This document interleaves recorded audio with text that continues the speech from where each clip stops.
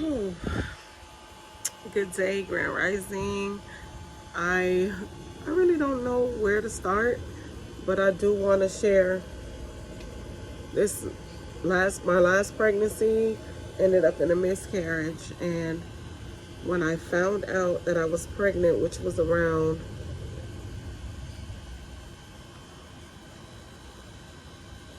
um 2 months, so that had to be like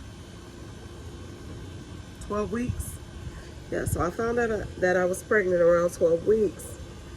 Um, Not realizing that I was actually miscarrying when I found that I was pregnant. So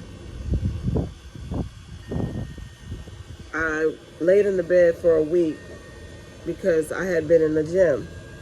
And because I had been in the gym while I was pregnant, I believe that aided towards my miscarriage. And I've been told before that, oh, white women exercise throughout their entire pregnancy. And I don't think that it's a white or black thing. I think that it's an individual thing. And I am not one of those people who can exert their body through physical exercise and still carry a pregnancy, because when I was exercising, I was really going hard because it was my intentions to change my physical characteristic as well as my eating habits. So I for a week I laid in bed, couldn't really do much because I was cramping so badly and didn't understand why. However, I believe I was having a minor setback. And what does that mean? So, a lot of people when I was growing up would say, oh, you don't want to have a setback because that's the worst feeling in the world. Now, me personally, when I have my menstruation, I've never had cramps until after I had my last child, which was, he'll be 4 this year. So, I've never had cramps or anything like that. But after him, I started having slight cramps. And all PMS symptoms started happening. So that's when I decided I was going to go to the hospital. No. Okay, so I would have PMS cramps, yes. However, these cramps were much harder than I was used to. So after that week, I continued to go on. I had set my appointment with my midwife, and by the time she got there, which was probably maybe 2 weeks later, we set up the appointment, and she didn't have a heartbeat. So that's when I went to the hospital. Went to the hospital to check on, what's going on. No viability in the fetus. Baby was not alive. So when my midwife checked for the heartbeat and it wasn't there.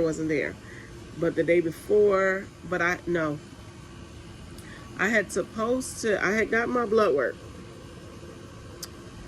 Then the next day I went to get an ultrasound, and the insurance had not kicked in yet.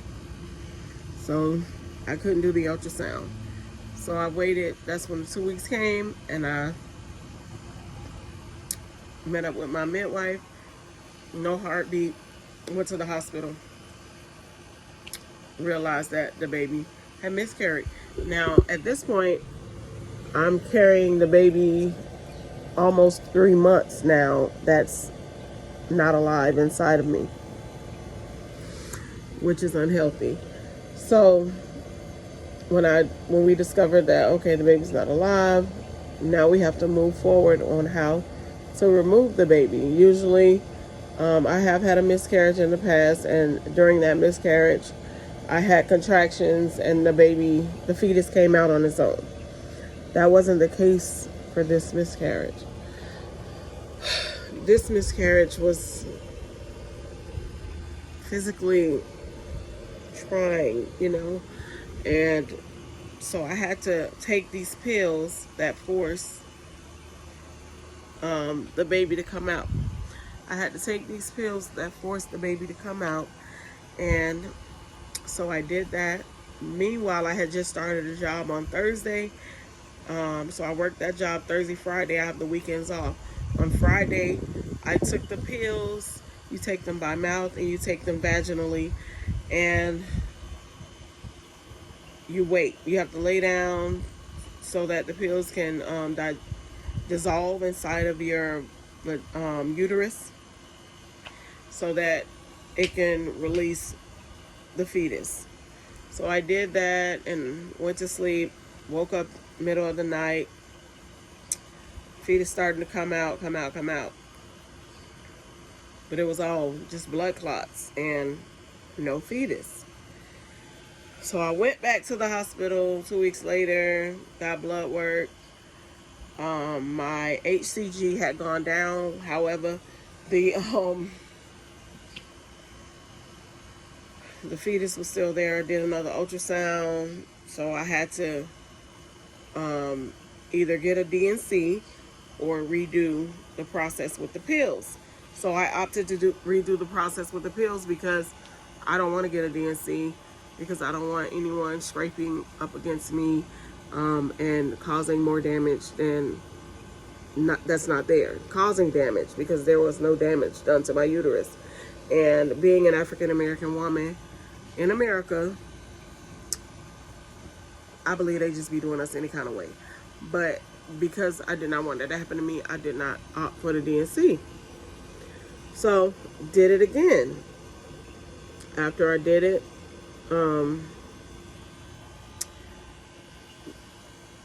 woke up in the middle of the night. This time, but the first time I did it, oh my God, excruciating pain. Labor pains. It hurt so badly. And it was just like, oh my gosh, when is this pain gonna stop? It's like giving birth. The second time, there was no pain. There wasn't too much contractions because my uterus had shrunk. So it was like the uterus was pressing down on what was left inside of me, and then it pushed it out. And I'm like, oh, okay, this is it. That was all that was there. Great. Carrying on. About 2 weeks ago. So today's like the 22nd, I think. Yeah, today's the 21st or the 22nd. And it's Saturday the 22nd of July 2023. So I wake up, maybe 2 weeks ago, I woke up in the middle of the night. I felt a release from my uterus through my vagina, and I woke up and blood was all over the floor. Had to call the ambulance to transport me to the hospital because, I had to run to the shower and rinse off so that I could get any blood that was left on me off. And it was intense because this is a process that has taken about, at this point, 4 months, because this started in March. So at this point, I still haven't released all of the parts of the fetus, which can be dangerous to have, what they call human growth genes or growth cells inside of me, which can cause me to be sick. So I go to the hospital. I'm not bleeding there, but I wasn't bleeding before I went to the hospital.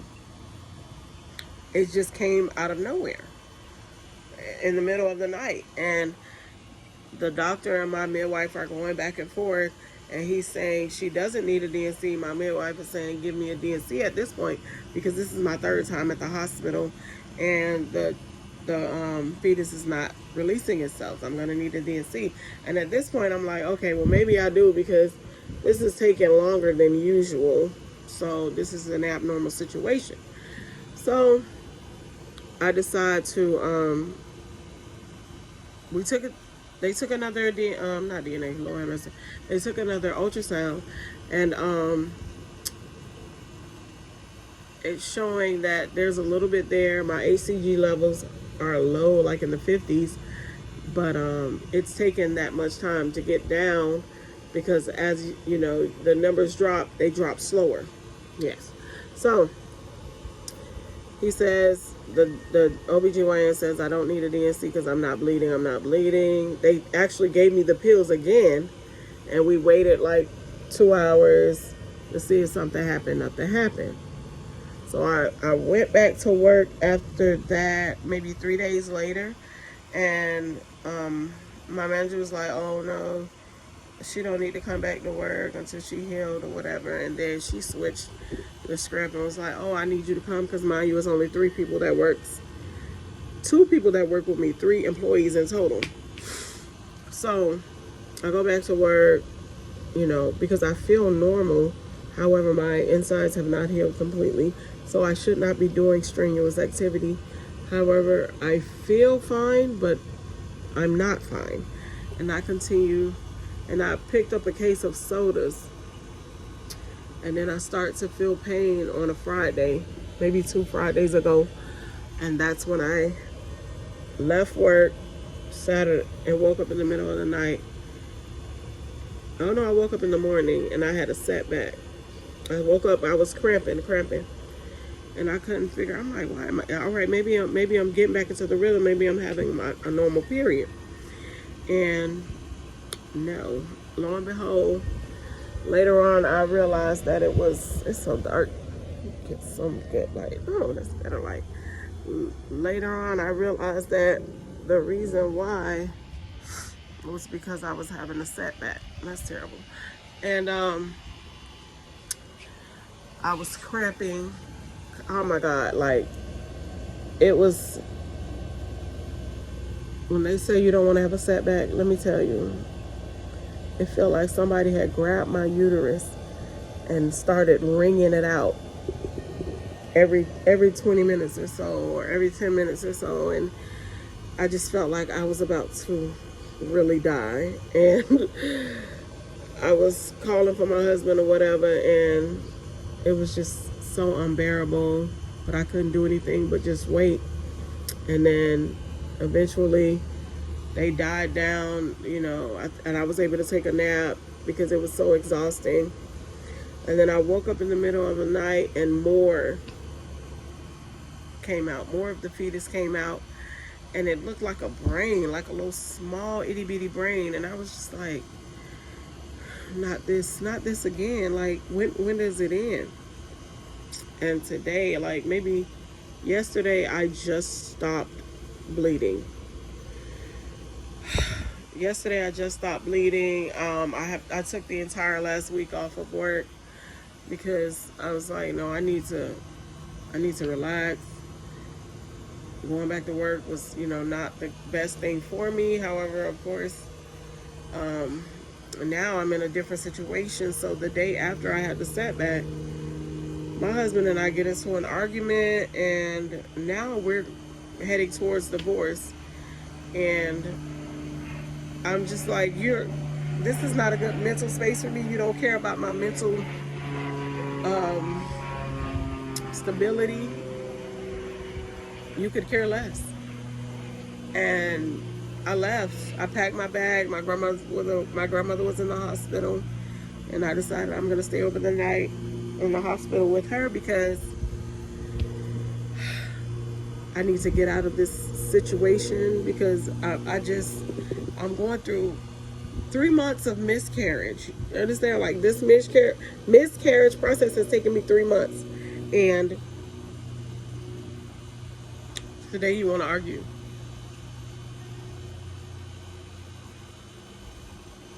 I'm not doing it. Because I'm thinking like, yo, I just went through all this pain yesterday, and now you want to argue like with me about what? But right before the miscarriage, we were talking about divorce, and I was like, no, we can work it out. We can't work it out. There's no working it out because he doesn't hold space for me. He undervalues me and disregards me as a human being, not even like as his wife, just as a person. Like, you have no regard for me, and you undervalue me And this has been going on for the past 5 years is when I've, seen the realization of it when we lost our son, Michael Lazarus. But it's just too much. So I'm gonna be posting about this divorce process, and like I just was texting him, he's talking about, oh, his children aren't gonna be living anywhere where he's not, but like he's telling me he has to wait until October to find his own place. Like, are you kidding me? When I don't have time.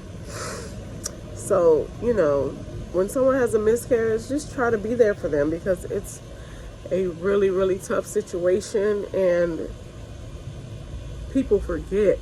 And that's what I was telling my husband, like, it's like everybody's forgot that I just had a miscarriage. Like, don't disregard what I just went through, you know what I'm saying? Physically taxing, emotionally, mentally, spiritually taxing, on my body, on my mind, on my spirit, on my soul, But I'm that friend. Well, I don't have no friends, but I'm that person that's so strong that people just disregard when you're hurt, you know what I'm saying? Or they think you can just battle through it, which you probably can, but why should I? Why should I? And then, he's on the phone telling somebody that the things that are happening to me are all in my head. Really? All in my head. Y'all be easy.